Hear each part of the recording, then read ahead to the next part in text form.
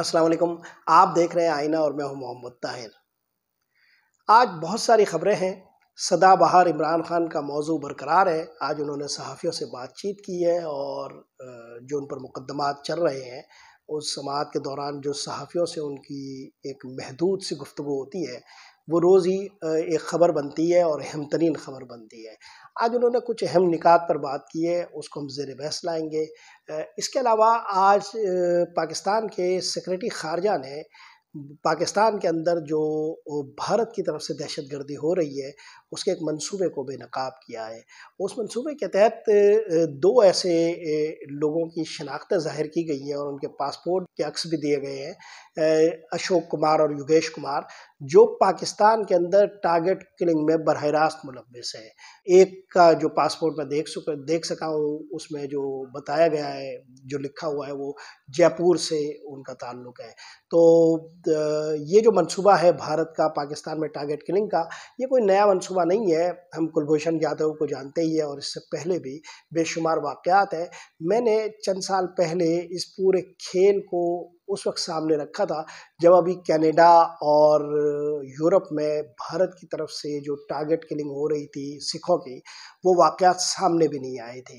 تب میں نے ایک منصوبہ بتایا تھا کہ جو یہ بھارت کے مشیر قومی سلامتی ہے اجت دوول، وہ ایک ایگریسو ٹون کے مالک ہے اور یہ دوسرے ملکوں میں کارروائی کرنے کے قائل ہے، اور اس پر جو ہے وہ بھارت کے انٹرنل سیکیورٹی کے میکینزم میں جب اجت دوول اس پوسٹ پر نہیں آ سکے تھے تب سے ایک رد و قدح موجود تھی اور ایک بحث مباحثہ موجود رہتا تھا۔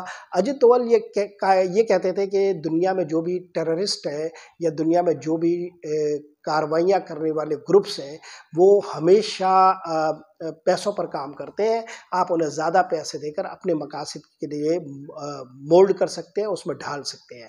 چنانچہ اجت دوول نے جب سے مودی کے ساتھ ایک تعلق ان کا استوار ہوا ہے اور وہ جب سے بھارت میں اس منصب پر بیٹھے ہیں، تب سے پوری دنیا میں بھارتی مفادات کے تناظر میں وہ بین الاقوامی قوانین کی سنگین خلاف ورزیاں کرتے ہوئے قتل و غارت گری میں ملوث رہے ہیں۔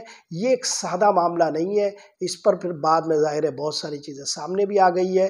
اجت دوول کی اپنی ایک تقریر موجود ہے، مگر جو لوگ اجت دوول کے پس منظر کو جانتے ہیں وہ یہ بھی جانتے ہیں کہ اجت دوول جو ہے وہ ایگریسو اور جارحانہ موڈ کا آدمی ہے اور پوری دنیا میں وہ بھارت کو جہاں جہاں سے جو بھی خطرہ وہ محسوس کرتا ہے وہ کارروائیاں کرنے کا قائل ہے۔ اس نے کینیڈا میں جو ہے وہ ٹارگٹ کلنگ کروائی ہے اور جگہوں پر کروائی ہے۔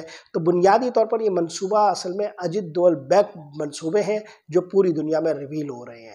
تو اجت دوول کو بہت اچھی طرح سمجھنے کی ضرورت ہے اور بھارت کے یہ جو منصوبے ہیں یہ خطرناک حد تک آگے بھی جاری رہیں گے۔ اس حوالے سے پاکستان کو اپنا ایک مضبوط منصوبہ بنانے کی ضرورت ہے۔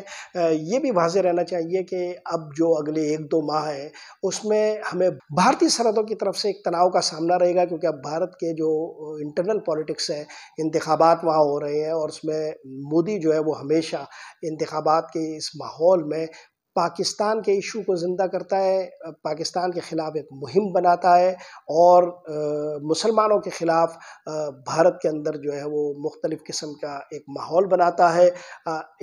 رام مندر کا وہ افتتاح کروا چکا ہے، بابری مسجد جہاں شہید ہوئی تھی، اور اس وقت صورتحال یہ ہے کہ مسلمان بھارت میں بے انتہا پریشان ہیں اور وہ جس طرح کی دفاعی حالت میں ہے وہ ناقابل بیان ہے۔ مگر پاکستان میں جو ہم ہمیشہ ایک اخلاقی طور پر ان کی تقویت کا باعث بنتے تھے، وہ اپنے ہی مسائل سے اتنے دوچار ہیں اور پاکستانی اتنے زیادہ اپنی انٹرنل پالیٹکس کے مختلف محاذوں میں الجھ گئے ہیں کہ انہیں ان مسائل پر توجہ دینے کی ضرورت ہی محسوس نہیں ہوتی۔ اب آج کی ایک اہم خبر الہی بخش سمرو مرحوم سے متعلق ہے۔ وہ آج انتقال کر گئے، 97 برس ان کی عمر تھی۔ الہی بخش سمرو صاحب پاکستانی سیاست کا ایک اہم نام تھے، قومی اسمبلی کے اسپیکر بھی رہے، لیکن جو الہی بخش سمرو صاحب کی شخصیت ہے وہ یہ ہے کہ وہ ذوالفقار علی بھٹو کے دوست تھے، اور ایک زمانہ تھا جب ذوالفقار علی بھٹو اسٹرگل کر رہے تھے ایوب خان کے زمانے میں، تو جو دوستیاں تھی وہ بنیادی طور پر 3 لوگوں کی دوستیاں تھی جو مشہور تھی، بہت گہری دوستیاں تھی یہ۔ ایک مشہور کالمسٹ ہے پارسل آزاد ارشد کاوجی صاحب جو ڈان کے لیے لکھتے تھے، دوسرے الہی بخش سومرو صاحب تھے، اور تیسرے ذوالفقار علی بھٹو تھے۔ یہ وہ زمانہ تھا جب یہ دونوں دوست انہیں زلفی کہا کرتے تھے۔ ذوالفقار علی بھٹو کے پر جو ایک کتاب اسٹینلے ولپرٹ نے لکھی ہے اس کا نام ہی زلفی بھٹو ہے۔ تو ذوالفقار علی بھٹو جب ایوب خان کی کیبنٹ کا حصہ بنے، اس زمانے میں جب ان کی اس سے ذرا پہلے جب نصرت بھٹو صاحبہ سے شادی ہوئی، تو وہ جو پورا دور تھا اس پورے دور کی جو تاریخ ہے اس کا حصہ الہی بخش سومرو صاحب تھے۔ مجھے چند برس پیشتر الہی بخش سومرو صاحب سے طویل نشستیں کرنے کا موقع ملا، اور میں نے اس زمانے میں ذوالفقار علی بھٹو کی سیاست، ذوالفقار علی بھٹو سے ان کی دوستی، اور ذوالفقار علی بھٹو کے ماضی کے حوالے سے بہت ساری باتیں ان سے کی۔ انہوں نے بہت ساری چیزیں مجھے ریویل کی، اور بہت ساری چیزیں جو ہم نے کتابوں میں کہیں نہیں پڑھی وہ مجھے ان سے سننے کو ملی۔ نصرت بھٹو صاحبہ کو ایک موقع پر ذوالفقار علی بھٹو صاحب نے خود سے دور کر لیا تھا، تو اس زمانے میں ارشد کاوجی صاحب نصرت بھٹو صاحبہ کو لے کر ایوب خان کے پاس گئے تھے۔ ایوب خان نے جب ذوالفقار علی بھٹو کو بلا کر نصرت بھٹو کا ہاتھ ان کے ہاتھ میں دیا اور کہا کہ اس کو آپ کبھی بھی جو ہے وہ دھوکہ نہیں دیں گے۔ اس پر جب وہ باہر نکلے تھے تو انہوں نے ارشد کاوجی کو کہا تھا کہ میں تمہیں کبھی معاف نہیں کروں گا، I'll never forgive you، یہ ان کا فقرہ تھا۔ ارشد کاوجی صاحب سے بھی میں نے ایک موقع پر پوچھا تھا انہوں نے مسکراتے ہوئے یہ پورا واقعہ مجھے بتایا تھا مرحوم ضمیر نیازی صاحب کے گھر پہ۔ تو بہرحال ارشد کاوجی اور الہی بخش سومرو اور ذوالفقار علی بھٹو کی بڑی گہری دوستی تھی۔ اس زمانے کے جو واقعات ہیں وہ بڑے حیران کن ہیں، لیکن آج کا جو سیاسی ماحول ہے اس میں یہ باتیں ابھی بیان کرنا میں مناسب نہیں سمجھتا۔ کسی اور موقع پر میں اس پوری کہانی کو کھولوں گا اور آپ کے سامنے رکھوں گا۔ اب آ جاتے ہیں عمران خان کی گفتگو پر۔ عمران خان نے آج صحافیوں کے ساتھ جو گفتگو کی ہے اس میں 3-4 اہم ترین نکات ہیں۔ پہلا نکتہ تو ان کے اپنے کیس سے متعلق ہے، جس میں انہوں نے کہا کہ توشہ خانہ کا جو کیس ہے وہ مجھ پر تو ابھی بنا ہے، لیکن جن لوگوں پر یہ 8 سال سے بنا ہوا ہے، انہوں نے نام لیا آصف علی زرداری اور نواز شریف کا، ان کے کیس کو سنا ہی نہیں جا رہا، اور ان کی تاریخ 13 فروری رکھ دی گئی ہے تاکہ وہ آرام سے الیکشن لڑ سکیں، جبکہ میرے کیس کی جو ان کے بعد بنا ہے اور جو بہت تازہ ہے اس کی روز سماعت ہو رہی ہے۔ وہ اصل میں اس نظام کی جو ڈائیکاٹمی ہے، اس نظام کے اندر جو ریونج ہے، اس نظام کے اندر جو خرابیاں ہیں، اس نظام کے اندر جو ایک زمانے میں کسی ایک کو پسند کرنے کا رجحان اور دوسرے زمانے میں دوسرے کو پسند کرنے کا رجحان ہے، اس پر بات کر رہے تھے۔ اس کا تناظر ذرا زیادہ وسیع تھا، اس لیے میں نے یہ واقعہ آپ کے سامنے پیش کیا۔ پھر ان کی گفتگو ہوئی، ان سے ایک سوال ہوا، صحافیوں نے کہا کہ آپ مذاکرات کیوں نہیں کرتے سیاستدانوں سے؟ تو انہوں نے کہا کہ سیاستدانوں کے پلے ہیں کیا؟ سیاستدانوں کے پاس کوئی طاقت ہی نہیں ہے، بات چیت ان سے کرنی چاہیے جن کے پاس طاقت ہو۔ تو سیاستدانوں کے پاس تو بات چیت کی کوئی گنجائش بھی نہیں ہے اور ان کے پاس کچھ ہے بھی نہیں۔ تو یہ پاکستانی سیاست کا ایک سب سے خطرناک اور سنگین پہلو ہے، اس پر ابھی ہم بات کرتے ہیں۔ پھر انہوں نے جج صاحب کو بھی مخاطب ہو کر کہا، جو اس کیس کی سماعت ہو رہی تھی اس پر انہوں نے ان کو کہا کہ یہ جو جس طرح چل رہا ہے، صحافیوں کو پیچھے بٹھا دیا گیا ہے، یہ اوپن ٹرائل نہیں ہے۔ تو اپنے ٹرائل کے حوالے سے بھی انہوں نے کچھ کوسچنز کھڑے کیے، پاکستانی سیاست پر بھی انہوں نے بات کی، اور انہوں نے اسٹیبلشمنٹ کے حوالے سے بھی بات کی۔ لیکن جو انہوں نے اسٹیبلشمنٹ کے تناظر میں اپنے اور اپنی جماعت کے حوالے سے جو باتیں کہی، ان میں جو سب سے اہم ترین بات تھی وہ یہ کہ اسٹیبلشمنٹ ہمیشہ چیزوں کو کنٹرول کر لیتی ہے، ہمیشہ مینیج کر لیتی ہے، لیکن ایسا پہلی بار ہو رہا ہے کہ پی ٹی آئی ان سے کنٹرول نہیں ہو رہی ہے۔ ان کا کہنا تھا کہ پی ٹی آئی جو ہے وہ کنٹرول میں نہیں آئے گی، اور ان کا خیال یہ تھا کہ اب جو الیکشن ہونے جا رہے ہیں یہ اصل میں ایک ڈیفائننگ مومنٹ ہوگا، اور جو ہے وہ پبلک اس معاملے میں 8 فروری کو جو کچھ کرے گی وہ ان تمام توقعات کے برعکس ہوگا اور اس ڈیزائن کے برعکس ہوگا جو ابھی تک بنتا آ رہا ہے اور چلتا چلا آ رہا ہے۔ تو انہوں نے اس پورے کھیل کے حوالے سے اور اس کی کمزوریوں اور اس کے سقم پر آج گفتگو کی۔ دلچسپ بات ان کی میڈیا کے حوالے سے بھی تھی۔ انہوں نے وہ ایک اخبار کا مطالعہ، انگریزی اخبار کا مطالعہ کرتے ہیں، ڈان کا، اور ڈان کے حوالے سے وہ اپنے دور اقتدار میں تنقید بھی کرتے رہے ہیں. تو انہوں نے ڈان کے رپورٹر سے ذرا دلچسپ انداز سے بات ان کی ہوئی کہ بھیا آپ تو بہت اچھی رپورٹنگ کر رہے ہیں. تو انہوں نے جو ہے وہ ان کے اقتدار کے دنوں کو یاد دلایا. عمران خان کا یہ معاملہ ہے کہ وہ اپنے کسی بھی ایسے معاملے پر جن پر انہیں توجہ دلائی جائے یا جو ان کا ڈل مومنٹ ہوتا ہے یا جس میں ان کی کوئی غلطی ہوتی ہے تو وہ اس کا سامنا کرتے ہیں غیر مبہم طور پر.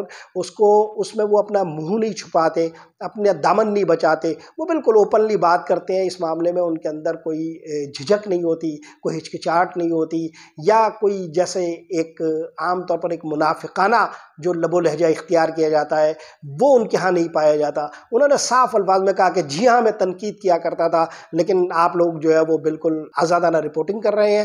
تو عمران خان جو ہے وہ جو جیل میں جس اخبار کا مطالعہ کر رہے ہیں وہ یہ انگریزی اخبار ہے، اور اس کے ہی رپورٹر سے ان کی یہ بات چیت چل رہی تھی.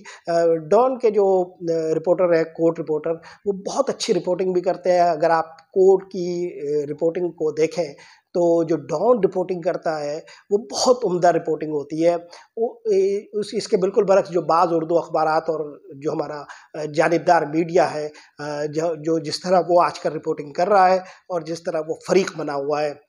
اگرچہ ڈان کی رپورٹنگ کے حوالے سے بھی کچھ سوالات ہیں، ان کے ایڈیٹوریل ججمنٹ پر بھی اب سوالات اٹھتے ہیں، اور پاکستانی میڈیا پر مجموعی طور پر بہت سارے سوالات اٹھتے ہیں. اس پر میں نے ایک سرسری سی گفتگو گزشتہ روز کی بھی تھی کہ پاکستانی میڈیا کا حال کیا ہے. اس سے کوئی ایکسکلوڈ نہیں کیا جا سکتا. بہرحال ڈان کے ہاں ابھی بھی کچھ چیزیں ہیں، کچھ رپورٹرز ایسے ہیں جو اپنا کام کرتے ہیں، اور یہ آزادی اور یہ گنجائش اور یہ اسپیس ڈان میں مل جاتی ہے. بہرحال تو آج عمران خان نے یہ گفتگو کی. اب اگلا جو مسئلہ ہے پاکستان میں انتخابات کا جو منظرنامہ ہے وہ ہے سب سے زیادہ اہم. جو بھی یہ سب کچھ آپ دیکھ رہے ہیں، یہ جتنی کمبلوں کی کھینچا تانی ہے یا یہ جو لحاف کے اندر جو عصمت چغتائی کے زبان میں ہاتھی کود رہے ہیں، وہ یہ سارا جو کھیل ہے یہ بنیادی طور پر 8 فروری کے الیکشن کے حوالے سے ہے. پاکستان کی جو انتخابات کی تاریخ رہی ہے اس میں آپ 1970 کے الیکشن کو چھوڑ دیں تو بائی اینڈ لارج تمام انتخابات میں الیکشن سے پہلے کچھ ارینجمنٹ ہو جاتے ہیں. پاکستان کا قومی انتخاب کا منظرنامہ الیکشن سے پہلے واضح ہوتا ہے. میں آپ پر واضح کروں کہ 2018 میں جب عمران خان نے الیکشن ون کیا ہے تو اس سے پہلے والا جو الیکشن تھا 2013 والا، جس میں نواز شریف صاحب سری راہ اقتدار ہوئے تھے، اس کے نتائج کا علم ہمیں پہلے سے تھا. اور اس کا سبب یہ تھا کہ میں ان دنوں لاہور میں رہتا تھا، اور لاہور میں ایک میڈیا گروپ سے وابستہ تھا. تو اس زمانے میں ہماری فریکوینٹ ملاقاتیں ہوتی تھی پی ایم ایل این کے حلقوں سے اور میاں نواز شریف صاحب سے بھی. تو اس زمانے میں ایک ایک حلقہ جو ہے اس کی معلومات نواز شریف صاحب کے پاس تھی کہ کس حلقے سے کون جیت رہا ہے. یہاں تک کہ جماعت اسلامی کے ساتھ ایک حلقے پر جو نیگوسیشن چل رہی تھی اس پر نواز شریف صاحب کے منہ سے یہ نکلا کہ یہ سیٹ تو ہمیں بھی نہیں مل رہی، یہ سیٹ تو پی ٹی آئی جیت رہی ہے. یعنی ایک سیٹ کے معاملات الیکشن سے پہلے ہی طے ہو جاتے ہیں اور یا طے ہو جاتے ہیں. لیکن پاکستان کا جو موجودہ انتخابی منظرنامہ ہے اس کے ساتھ مسئلہ یہ ہے کہ ابھی تک کنفیوژن ہے، کوئی چیز طے نہیں ہو پا رہی. لندن سے نواز شریف کو جب لایا گیا تھا تو یہ بات تو طے ہو گئی تھی کہ نواز شریف صاحب جو ہے وہ اب اگلے ڈرائیونگ سیٹ پر ہوں گے، اقتدار کے منصب پر وہ ہوں گے، وزارت عظمیٰ کا تاج وہ پہنیں گے. یہ بات تو واضح ہو گئی تھی. لیکن پاکستان کی جو سیاست کے زمینی حقائق ہے وہ مکمل یکسر تبدیل ہو چکے ہیں. آج کا جو پاکستان ہے وہ ایوب خان کے زمانے کا پاکستان نہیں ہے. آج کا پاکستان جنرل ضیاء الحق کے زمانے کا بھی نہیں ہے، اور آج کا پاکستان پرویز مشرف کے زمانے کا بھی نہیں ہے. آج کا پاکستان تو عمران خان کے دور اقتدار کا بھی پاکستان نہیں ہے. روز بروز پاکستان کے اندر ایک نئی لہر سوچ کی، ایک فکر کا نیا دھارا بہہ رہا ہوتا ہے جسے کنٹرول پرانے زمانے کی ٹیکٹکس سے نہیں کیا جا سکتا. عوامی رجحانات پر کوئی بند نہیں باندھا جا سکتا. اور یہ جو 18 سے 25 سال کی عمر کی ایک نسل پیدا ہوئی ہے جو الیکشن میں حصہ لے رہی ہے اور اس الیکشن کو بہت قریب سے دیکھ رہی ہے، 5 کروڑ سے زیادہ یعنی 5.25 کروڑ قریب یہ ووٹرز ہے، 18 سے 25 سال کی ایج کے ہیں، یہ بنیادی طور پر اس الیکشن میں انتہائی اہمیت رکھتے ہیں، اور پاکستان میں کوئی ایسا نظام نہیں ہے جو ان کے رجحانات کو قابو کرنے کی صلاحیت رکھتا ہو۔ یہ سوشل میڈیا کو دیکھتا ہے، یہ متبادل ذرائع ابلاغ کی طرف راغب ہے، یہ پاکستان کے روایتی میڈیا کو حقارت سے دیکھتا ہے، یہ پاکستان کی موجودہ صحافت کے حوالے سے ایک رائے بنا چکا ہے، اور ان کے جو رجحانات ہیں وہ عمران خان کے ساتھ ہیں۔ اب مسئلہ یہ ہے کہ جو روایتی سانچے اور ڈھانچے ہیں، ہم آج تک جو کنٹرول اور گرفت رکھنے کی جو بھی صلاحیت ہمارے اندر تھی، وہ روایتی جو بھی ہے وہ اس وقت کفایت نہیں کر رہی، وہ کام نہیں کر رہی۔ ہم نے جو کچھ کر کے ابھی انتخابات کو جہاں تک ہم لے آئے ہیں، اس دوران یہ جو انتخابات کا پورا منظرنامہ ہے یہ گدلا ہو چکا ہے، گندا ہو چکا ہے، آلودہ ہو چکا ہے۔ پوری دنیا کے میڈیا میں پاکستان کے اس انتخاب کے حوالے سے شک کا اظہار پہلے ہی سے ہو چکا ہے۔ نہ صرف یہ کہ اس کو ایک آلودہ انتخاب مانا جا چکا ہے، بلکہ یہ امید بھی رکھی جا رہی ہے کہ اگلا جو بھی انتخابی ماحول ہوگا، جو نتائج بھی ہوں گے، وہ سب کچھ آئندہ بھی ایسے ہی ہونا ہے۔ تو جو پاکستان کے ان حالات کے حوالے سے یہ جو رائے مستحکم ہو چکی ہے، اس کو تبدیل کرنے کی کوئی کوشش یا اس کو تبدیل کرنے کا کوئی ارادہ ہمیں کہیں نظر نہیں آتا۔ حالیہ دنوں میں 2-4 ایسے انٹریکشن پاکستان کے طاقتور اداروں کے 2 سربراہان کی جانب سے ہوئے ہیں، لیکن یہ ناکافی ہے اور یہ بے وقت ہوئے ہیں، یعنی یہ جب ہونے چاہیے تھے بعد از وقت ہے، بے وقت ہے، یہ اس کا جو وقت ہے وہ گزر چکا ہے، اور اب یہ جب کیا جا رہا ہے تو بنیادی طور پر یہ سمجھا جا رہا ہے کہ یہ طاقت سے نہیں ہو رہا، یہ کمزوری سے ہو رہا ہے۔ جو سیاست ہوتی ہے اس میں رجحان بڑا اہم ہوتا ہے، اس میں پرسپشن بہت اہم ہوتا ہے۔ رجحان بن جائے اور پرسپشن قائم ہو جائے تو اس کو تبدیل کرنا ذرا مشکل ہوتا ہے۔ اب موجودہ جو انتخابی ماحول ہے وہ ایسا بن چکا ہے۔ اب جو ہمیں نیا مسئلہ درپیش ہے وہ یہ کہ پاکستان کے ان انتخابات کو کور کرنے کے لیے بین الاقوامی میڈیا اب آنے والا ہے۔ کوئی 42 کے قریب نمائندوں کو اجازت دی جا چکی ہے، اور کوئی 100-150 کے قریب لوگ اور آنے والے ہیں۔ میری معلومات کے مطابق کچھ باہر سے ذرائع ابلاغ کے جو نمائندے جو عام طور پر جو کام کرنے کا طریقہ کار ہوتا ہے کہ وہ پاکستان میں اپنے جو صحافی دوست یا جن سے وہ تعلق رکھتے ہیں ان سے رابطے کرتے ہیں، وہ رابطے شروع ہو چکے ہیں، اور انتخابات کے میں جو اس وقت ہمارے ہاں ہو رہا ہے، جو مختلف قسم کی پکڑ دھکڑ ہے، جو زور زبردستی ہے، جو لوگوں کے رجحانات کو بدلنے کی ایک مشق ہے، وہ سب اب بین الاقوامی میڈیا میں رپورٹ ہونے والی ہے۔ اور جو اگلا ہمارا منظرنامہ ہوگا اس میں ہم جو بین الاقوامی میڈیا میں دیکھیں گے تو وہاں چیزیں حجاب سے نہیں چھپیں گی۔ جیسے پاکستان کا روایتی میڈیا ہے، وہ ڈر اور خوف کی وجہ سے یا مروت کی وجہ سے یا حکمت عملی کی وجہ سے اگر کسی معاملے میں خاموشی اختیار کر لیتا ہے، یہ بھی ایک بڑی عجیب بات ہے کہ جو لوگ خاموشی اختیار کرتے ہیں اس کی بھی ایک اپنی تشریح لوگ کر لیتے ہیں کہ ڈر گئے، چھپ گئے یا کچھ اور، یہ اپنی تشریح کرتے ہیں۔ لیکن جو لوگ پاکستان کی سیاسی تاریخ کو سمجھتے ہیں، جو اس کھیل کو سمجھتے ہیں، جن کو یہ پتہ ہے کہ آج یہ والا یہ دن ہے، کل یہ دن نہیں رہیں گے، جیسے کل کا دن آج نہیں رہا، وہ لوگ جب ایک حکمت عملی سے کوئی خاموشی اختیار کرتے ہیں، بین الاقوامی میڈیا میں یہ نہیں ہونے والا۔ بین الاقوامی میڈیا ان سب چیزوں کو رپورٹ کرے گا، وہاں کوئی حجاب نہیں ہوگا۔ تو یہ ایک خطرہ ہے جو اب سروں پر منڈلا رہا ہے۔ عالمی میڈیا کا اب پاکستان کی طرف رخ ہونے والا ہے اور پاکستانی الیکشن کو وہ کور کرے گا۔ ہمارے یہاں مسئلہ یہ ہے کہ ہمارے ابھی تک کنفیوژن ہے، اگلا سیٹ اپ کیا بننا ہے، اس پر ابھی تک مختلف قسم کے جو ہے وہ آئیڈیاز فلوٹ ہوتے ہیں۔ یہ جاننے اور جانچنے کے لیے بھی ہوتا ہے، لیکن جو آپ حقیقی معلومات حاصل کرنے کی کوشش کرتے ہیں، باخبر حلقوں کی طرف رجوع کرتے ہیں اور جب حقائق معلوم کرنے کی کوشش کرتے ہیں تو پتہ چلتا ہے کہ کبھی PMLN کی طرف جو ہے وہ رجحان ہوتا ہے، کبھی یہ ہوتا ہے کہ پیپلز پارٹی کو کوئی اسپیس دی جائے، کبھی یہ کہا جاتا ہے کہ آزاد لوگوں پر مشتمل ایک حکومت قائم کرنے کی کوشش کی جائے جس میں کوئی ایک بڑی شخصیت یا توانا شخصیت کے حوالے کیا جائے۔ یہ مختلف قسم کے رجحانات، مختلف قسم کے آئیڈیاز اس وقت زیر بحث ہے، جبکہ انتخابات میں 11-12 دن رہتے ہیں۔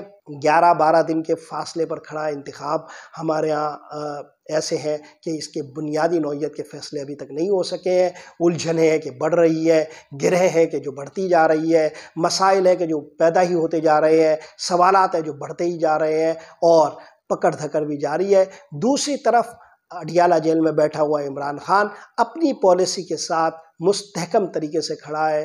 वो अपने मौक़िफ़ से 1 इंच नहीं हिल रहा। वो कह रहा है जो भी मुझसे बात करनी है वो शफ़ाफ़ इंतखाबात पर बात करे, बाकी कोई बात वो करना नहीं चाहता। शफ़ाफ़ इंतखाबात पर बात करने वाला इमरान खान ये जानता है कि अगर शफ़ाफ़ इलेक्शन हो गए तो पाकिस्तान की तारीख़ के अंदर एक ऐसी उलटफेर होने वाली है कि जिससे क़ुव्वत के जो मराकिज़ है उसके अंदर भी एक बदलाव आएगा। क़ुव्वत और ताकत के ये मराकिज़ यूँ नहीं रहेंगे।